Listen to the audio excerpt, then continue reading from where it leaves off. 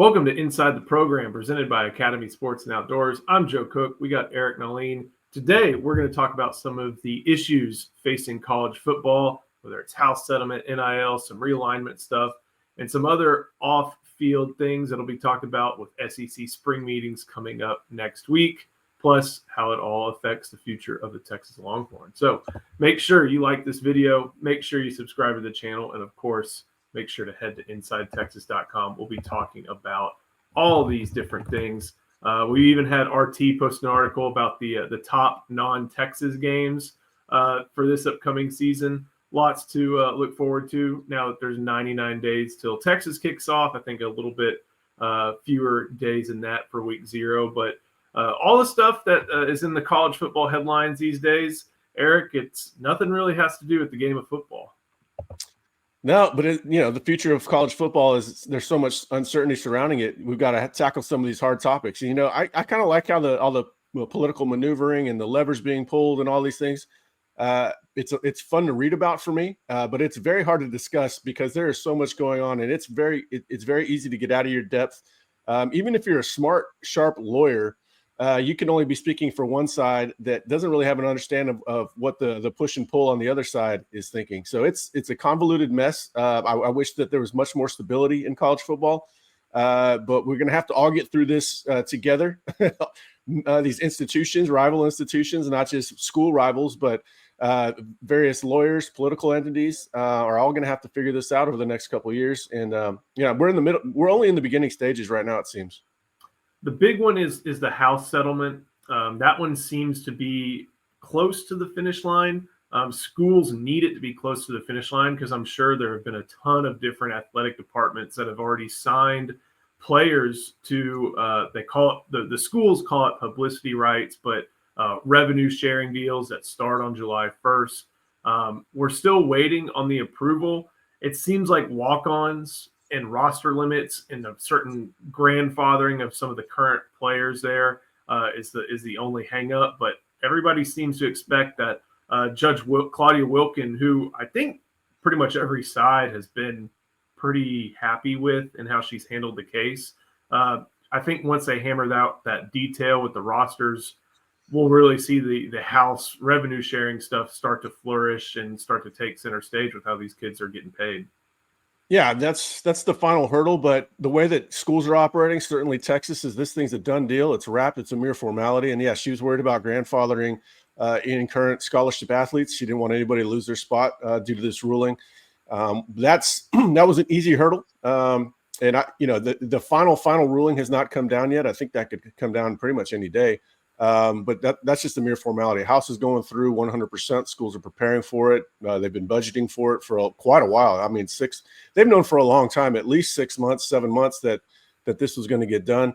And Texas is ready for it. Everybody's curious about how the funds are going to break down. Most of it's going to go to football because football is what drives revenue and funds everything else. I know when Chris Del Conte was speaking, I think it was back in February, he kind of made the point, we got to find this money somewhere. You can't just scrounge in the couch cushions, even at a place like Texas. One of the ways that they're raising some revenue is to increase season ticket prices, which this isn't the year to do that, unfortunately, considering who's playing at home. You got one big game at home, and that's Texas A&M. Yeah. But that's how they got to find it. When you have 60-something thousand season ticket holders and you can get 10 or so dollars extra per game, I think is what they were saying, something around those numbers.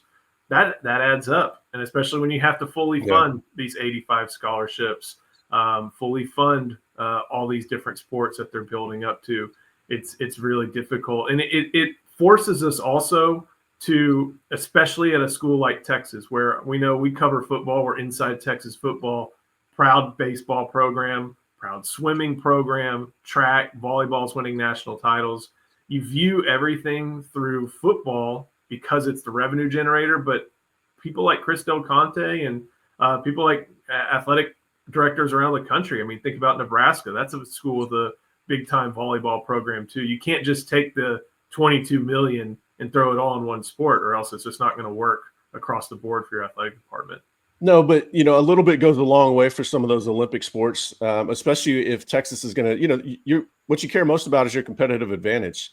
All those other schools are going to be probably even more focused on football than Texas, just because they need football to be more successful than even Texas does. Nebraska certainly, but a little bit goes a long way. So there's not going to be any drop off in softball. There's not going to be any drop off in swimming or volleyball, girls basketball. We won't see a drop off in that because Texas is still going to be competitive on NIL, and also that there's still a corporate advantage within Austin that will help with some of those. Certainly, some of the more high profile female athletes are always going to do well in Austin. But I don't think that Texas's reputation for the Olympic sports is not going to trail off at all. If anything, it might even get better. One of the other things is I think a lot of the scholarship money contributes to that total. And since you're fully funding every sport, baseball is going from 11.7 to 25. Well, you're doubling essentially. So there's money there. I think volleyball, basically every sport is going up in the amount of scholarships it has, except for football, and that's because of an SEC rule. They're limiting it at 85, despite the House settlement would permit a limit of 105. So you're seeing money. It's not just basically going directly into the students' pockets. There's some avenues, I guess to say, where Texas is spending the money, but at the same time, it's not just all going in. But speaking of money in student athletes' pockets, it's a lot of what NIL does. There's been some reports about figures related to Texas and NIL.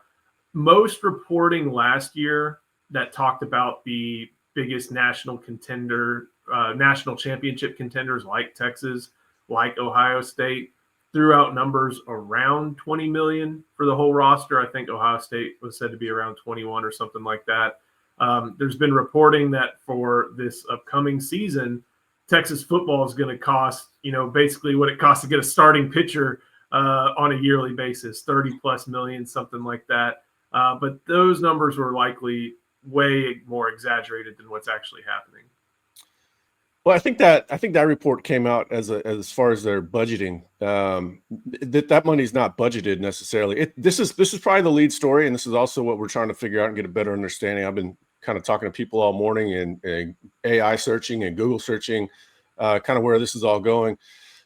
This is probably going to tell the tale for Texas's success going forward. Will they continue to have a competitive advantage that they've had since we had so much transparency in the last few years? Bags have been a thing of the past, but are bags going to come back under the table payments? Will that make a comeback? It's important to know that the only thing Texas likes about this current climate is that athletes are getting paid. They agree 100% with that. There's no political divisiveness behind the scenes about it. Everybody wants athletes being paid. The problem, of course, comes with if transparency goes away, which of course all the governing entities say it won't, but you never know. Then Texas will lose its competitive advantage. So in comes the importance of corporate NIL. Marketability within Austin, of course, is an advantage that most schools don't have. The number one, athletics program in the country in a metropolitan area that only has one major sport in soccer. So what Bowles reported, 35 to 40 million, I think is the goal. That's not exactly what's set aside. We know that the House is going to give them probably 15 if you say the rest will go to the other sports we were just talking about. And then they got to come up with a lot of corporate NIL, not Texas necessarily, but somebody has to be a liaison to all these businesses that want to do business with Texas. Now, fortunately, that is a very, very long list of people that are angling any way they can to get into the Texas market. Trust me, we deal with companies all the time that maybe Texas is exclusive with one of their competitors, but this is a way that they can still access you, the Texas fan. They're going to want to do that. So the goals are lofty, but the way that they can combat bags, if bags do come back, if there is no enforcement mechanism to keep them at bay, is through corporate NIL dealings. And they're going to have to make that work. If Texas is going to stay at the top, they're absolutely going to have to make that work in the coming years. And I think a lot of people, there's two notable examples. One is a person, one's like a category. You look at the quarterbacks, Steve Sarkisian claimed that Quinn Ewers didn't take any money from the Texas One Fund, was able to make money just by using his name. You saw the Dr. Pepper stuff. You saw him, with trading cards. He had a host of different ones. Everybody remembers kombucha, but I don't think he kept that at Texas. That was a long time ago. And you see it with Arch Manning, Vori, Red Bull, Panini, being in the video game, all the different things. Both of those players were prominent in the video game. There's that one avenue. And then there's the car dealership way. Everybody remembers Lambo and Bijan, but you've seen players receive what's it called? Sponsorship deals for certain auto dealerships in the Austin area. Everybody remembers DeColdis Crawford with the AC company. Stuff like that. That's going to be able to step in and help with a lot of this. And that's what everybody, it seems like, in the entire ecosystem really loves. The fact that you can put a player on a billboard for, without having to jump through so many NCAA hoops. Red Bull can sponsor Arch Manning, Jeremiah Smith. And, we even see the HEB commercials around town with Maddie Skinner and stuff like that. Like, that's what all these schools like and have no problem with. It's just what else is going on that they have. Right. Did you see that study came out, I guess, recently, where 90% of NIL run through businesses in the school were on the up and up for this, body that's taking a look at what would be legal and what wouldn't be legal going forward. And 70% of the collectives would not be allowed. So that tells you Texas has to make up probably 70% there some kind of way, because the collectives played a major part in Texas's resurgence. There's no doubt about it. Now Texas did everything within the rules. They played within the rules. But Texas did have advantages that a lot of schools didn't. They also, not only that, but they had a great plan. The people behind it are very smart and not emotional about it. You didn't really see them overspending. So Texas is losing an advantage in a couple different ways. And they're going to have to stay on top of it. And they're going to have to politic behind the scenes and lobby and make sure that the right, not right politicians are in the bag, but the right politicians are seeing it their way to keep, because they're really going for the proper approach, where they want everything on the up and up. That has to stay the same. And if everything does stay on the up and up, Texas will be just fine. I'm really curious but which legislative or which branch of the government is going to take control, because you see all these different entities. We've even heard Jay Hartzell on the record speaking at various events and he represents obviously the academic side of things, or did as UT president, saying they all these schools want Congress involved, because once Congress says something, you get it there for all 50 states, instead of having Texas with this and Missouri with this and Louisiana with this. Right. Yeah, that's a huge part of it, because everything that we talk about, it seems like, all right, this sounds good on paper, and then you go, oh, wait a minute, we forgot about this minor little detail, the players, or we forgot about this minor little detail. This is legal in 14 states, but illegal in 22 states. So yeah, they need all this to be. You have to have some sort of clear path that all schools and all states are going to abide. That's something we've talked about before. It's tough to get without federal legislation. It's impossible, because you could have collective bargaining in California, but if you're an employee in Texas, you cannot collectively bargain. So how's that even going to work? So unfortunately, this is a system or an instance where federal legislation is to me, it's going to be inevitable. The big senator, as far as I know, Ted Cruz is making this. Did you really have to say Ted Cruz's name on here? Oh my God! Now the comments are going to be, I like Ted. I hate Ted Cruz. Ted Cruz is probably in Cancun right now. Yeah, it's going to be all those different things. I know, but the one thing I guess to say, not to go too deep onto a polarizing figure, is that he represents Texas within the United States Senate. You see him wearing everybody's logo, for better or worse, at certain games. You don't want him at your game. What is his record when he goes to your game? You're going to lose. It's like Jim Cramer picking stocks. Yeah, exactly. But he's become kind of the face of this issue, at least on the legislative side. Yeah. He'll probably do a lot of what the schools want, but there's just so much uncertainty still going forward. I would say, I'll just say this for Cruz, and I think that he is an ally to what Texas is trying to get done. And so, this is an issue. This is a really interesting issue, because it's going to make strange bedfellows, I think. You have some traditional people. We don't want kids getting paid, but then you have another branch of people that might differ from people that want unionization and all that. They're going to differ on that, but at the bottom line, they do want all these kids getting paid their fair market value. So there's a lot of overlap in political principles, I think, that's going to make for some strange bedfellows. You've already seen it Ted Cruz and Cory Booker. Now, we've already gone way over what we want to say politically, but it's coming to that. It's inevitable, and it probably needs to get to that point just because there's, it's a tangled web. And it's it's exactly how the states were designed. It is, everybody should be able to operate differently, but it doesn't work across a sport that's nationwide. Before we keep going, got to show some love to our sponsor. That is Academy, and that is Jordan. Academy Sports and Outdoors is your new home for Jordan gear. Gear up today and take flight on the court, off the court, and above the court. Unleash your greatness with head-to-toe Jordan gear for the entire family. Available in-store and at academy.com. Elevated styles and shoes for everyone. Unstoppable value every day. And plus, Academy offers easy ways to shop and save time, like free 1-hour in-store or curbside pickup on Academy orders. Or you can choose same-day delivery powered by DoorDash. Order by 4, get it by 8. Check out Academy's full Jordan selection at academy.com. Academy Sports and Outdoors. And I'm shopping at Academy more now just to get some pool floaties when I got to get that little one in the pool, and making sure sunscreen, all that different stuff. So I'm making sure. That graphic reminds me that I'm afraid to jump these days. Like, we've got a little basketball court in the park nearby, and they've got a regular hoop for regular kids, and they've got the lowered hoop for, my kid's 6. And it's like, I know I can dunk on it, but I just have this vision where I'm going to pop an Achilles landing and think, how stupid am I for dunking on this stupid 8-foot goal? But I don't know. I'm going to have to do it at some point. I'm just going to have to start stretching every morning. Something I've abandoned. One of the places all these things are going to be discussed is SEC spring meetings. That's this upcoming week in Destin, just after Memorial Day. Inside Texas will be there. Last year, roster limits, all that stuff was the big topic.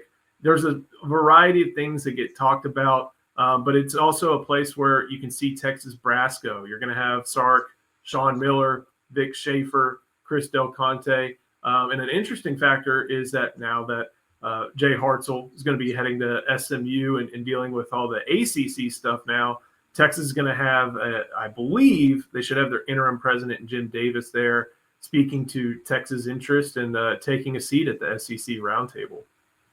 Yeah, I mean, I'm just jealous you get to go to Destin. I thought Destin was a tourist trap, and then I went, and I could not believe the water and the beaches were as nice as they were. So I'm a little jealous of this trip you got. Yeah, it's going to be curious to see what actually comes out of this. It's a good time, glad hand, but I'm more curious to see what actually breaks. Does the 9-conference schedule, I think that's going to break during this. That's another formality. We talk about the House settlement being a formality. The 9-game conference schedule, I think that vote is a formality. We've been talking about that since we knew Texas was going into the SEC. It was coming to this point. I'm curious if that breaks. I think Ross Dellinger has mentioned it recently. We wrote about it 2 or 3 months ago. I said I'm almost ready to break that it's going to happen, except the formal vote has not taken place. School presidents were more concerned with the House figuring out navigating the House settlement. So that's my curious thing. Is that actually going to finally break? I bet it does. Paul has written about this a ton as to what the pushback is. Texas 4-9 games, but if you're Arkansas, you want to schedule 4 out-of-conference games. SEC requires 1 Power 4 game. But you can schedule Wake Forest like Ole Miss did last year. You can schedule Northwestern. And teams are not really willing to sacrifice wins if that means that Florida has to come to town if you're Arkansas, or that Texas, they like Texas coming to town, but like Alabama has to come to town. And there's a real push and pull on that front when it comes to, you get 6 wins, you go to a bowl, you get a payout. And a lot of teams need that, but it sounds like the needs of the conference as far as finding more money via a 9th game with the television rights, with all the different stuff, that's going to win out. Yeah, Texas needs that game. The rivalry game in Dallas every year is great. It's never going to change, but that does take a home revenue game away. So yeah, they're trying to get that. They're trying to claw that back. But the schools that have less of a voice, yes, they have a vote, but they're just going to have to go along to get along on this. It's got to go this way. It's financially, what's going to happen? Well, what's going to make more money? Sometimes that's just that's the easiest way to figure it out. Last year, I believe Greg Sankey talked a little bit about scheduling. So unless it's like one of the big games, like Texas at Georgia or anything like that, they'll usually release a few TV times this week. So I think, and they have that flex window. So you'll know basically if it's a day game or a night game. You may not know if it's a morning game or an afternoon game quite yet, but this is about the time of year when they start to trickle out some of the TV times. And I guess this is as good a time as any to talk about a TV time or a lack thereof of a TV time that's kind of taken over the news. Some reporting out there about, that the kickoff time for the Ohio State game has not yet been announced. We know it's on Fox. We know Fox likes putting their biggest game at noon Eastern, 11 Central. Mm-hmm. And we know that Texas at Ohio State is their biggest game. Still haven't announced TV time. There's some reporting on the Ohio State and Texas side that says Texas pushed back against the idea of changing it from a potential noon kickoff. I think we're both in support of that idea. I'm curious what you think about the whole brouhaha that occurred. Yeah, I'm surprised that Big Noon hasn't been announced yet. I don't know. Maybe they have a set time they're going to do it, but we've been hearing it's going to be Big Noon for a long time. But that makes the most sense based on how they handled games last season. Yeah, Ohio State's really mad about this, but who cares? I'll look at it a couple different ways. They, first of all, they don't deserve a night game after how their fans were in 2005. Now, I was not at that game, but I can't tell you how many people I've had come up to me that have said it was the worst fans they've ever been around in their entire life. I'm talking about grown men that have traveled the country watching the Horns play in hostile environments, and that's what they came up with, the worst fans of all time, 2005 Ohio State. They don't deserve that night game. Screw them. Who cares, man? I've got people not going to that game because of their experience 20 years ago. So I could care less how they feel about that. First of all, college football is played on Saturdays, not Sundays. Okay. All right. Texas is a traditional program. They're not going to have alternate uniforms, none of that. It's Saturday. Deal with it. If anybody has an advantage playing that early, it's Ohio State. They play all their big games at that time. This is like they're right in their wheelhouse. Their circadian rhythm wheelhouse is playing at 11 o'clock. So they actually have a built-in advantage playing at that time. But why would Texas, if Ohio State wants the game on a night and an alternate day, why would Texas go along with that? Obviously, Ohio State is picking that because it's in their best interest. Why would Texas go along with that? What if Texas wants to move it to a neutral site game? All right, because that's in Texas's best interest. Will Ohio State do that? Are they afraid? So who cares, man? The game's on the schedule. Play it. I think the only reason Sunday's available is I think that's Labor Day weekend. So that's part of it. But you've got fans who, combined with the idea of the memories of 05, which you hear about them coming back from that, like you hear about veterans telling war stories. But then also, you're telling if you're Chris Del Conte, the people who are going to that game are your biggest donors, and you don't want to cross them up and say, hey, all these travel plans that you made, another day, sorry, you got to fix that and stuff like that. So it makes sense. It's all going to wear off. I think Ohio State is just using Texas as a vehicle of their frustration with the Big Noon contract or the Fox contract and Fox's preference to make every big game into Big Noon. I've got good news for them. This is not going to be the worst thing they'll have to deal with regarding this game. Exactly. Last but not least, a little bit of team news to talk about. I think you had gone over this on the Inside Texas message board, but just worth pointing out, team had an open gym for most of May. We're able to finish up finals. We're able to, go and work out, whether at home or with some teammates there in the facility. But the formal stuff gets going in just a couple weeks. Yeah, June 1st, they report back, and then June 2nd, workouts start, running, lifting, player-driven practices, 7-on-7, that sort of thing. So you expect the entire squad, the three guys that didn't enroll early, Nick Townsend and the Coleman twins. The only guy missing will probably be Jonah Williams. That regional should be starting about 7 days from now. It'll be in Austin. Should be a lot of fun.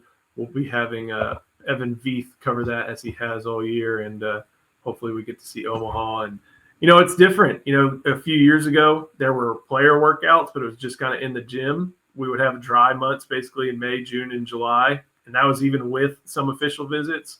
Now there's only one dry month, so it's a great time to be covering college football because it really is year round.